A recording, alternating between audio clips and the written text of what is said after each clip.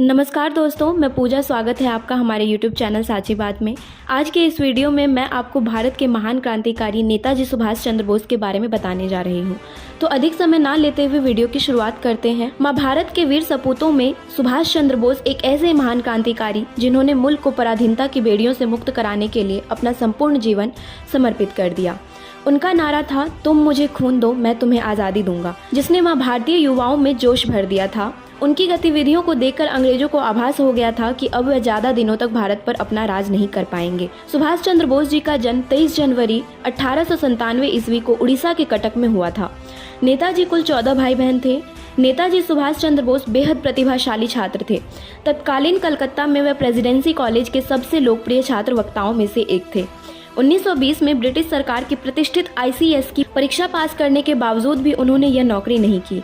नेताजी के राजनीतिक गुरु देशबंधु चित्तरंजन दास जी थे। वह आजादी की लड़ाई में चित्तरंजन दास जी के साथ कई बार जेल भी गए। बोस एक समय में भारतीय राष्ट्र कांग्रेस की युवा इकाई के मुखिया थे। नेताजी राष्ट्रपिता महात्मा गांधी के विचारों से असहमत थे और उन्होंने खुलकर उनका विरोध भी किया। उन्होंने जय हिंद का नारा देकर लोगों के बीच इंकलाब ला दिया था। देश को आज़ाद कराने के लिए सुभाष चंद्र बोस ने जर्मनी और बाद में पूर्वी एशिया में रहते हुए अपनी अलग सेना बनाई थी। इसी सेना को उन्होंने आज़ाद हिंद फौज का नाम दिया था। विदेशों में रह रहे भारतीयों को आंदोलन से जोड़ने के लिए सुभाष चंद्र बोस ने आज़ाद हिंद रेडियो स्टेशन की स्थापना भी की थी।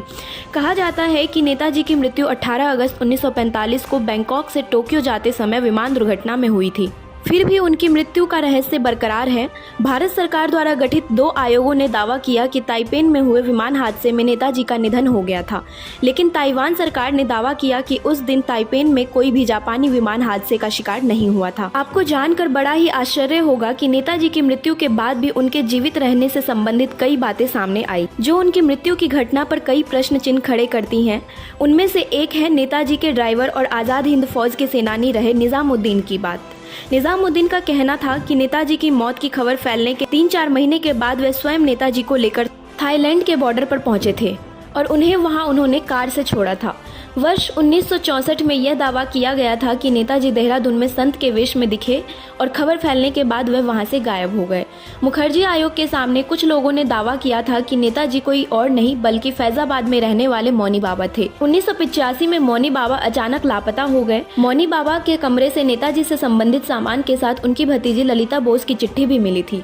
भारत के स्वाधीनता संग्राम में नेताजी के अतुल्य योगदान को देखते हुए भारत सरकार ने 2021 में उनके जन्म दिवस 23 जनवरी को पराक्रम दिवस के रूप में मनाने का फैसला लिया। हाल ही में प्रधानमंत्री नरेंद्र मोदी ने 8 सितंबर 2022 को इंडिया गेट के समीप नेताजी सुभाष चंद्र बोस की भव्य प्रतिमा का अनावरण किया। प्रतिमा का अनावरण आज़ाद हिंद फौज के पारंपरिक गीत कदम कदम बढ़ाए जा की धुन के साथ किया गया।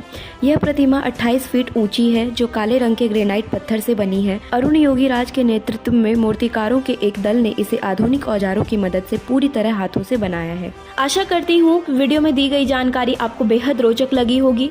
जल्द ही मिलते हैं ऐसी ही एक मुख्य और रोचक जानकारी के साथ। तब तक के लिए नमस्कार।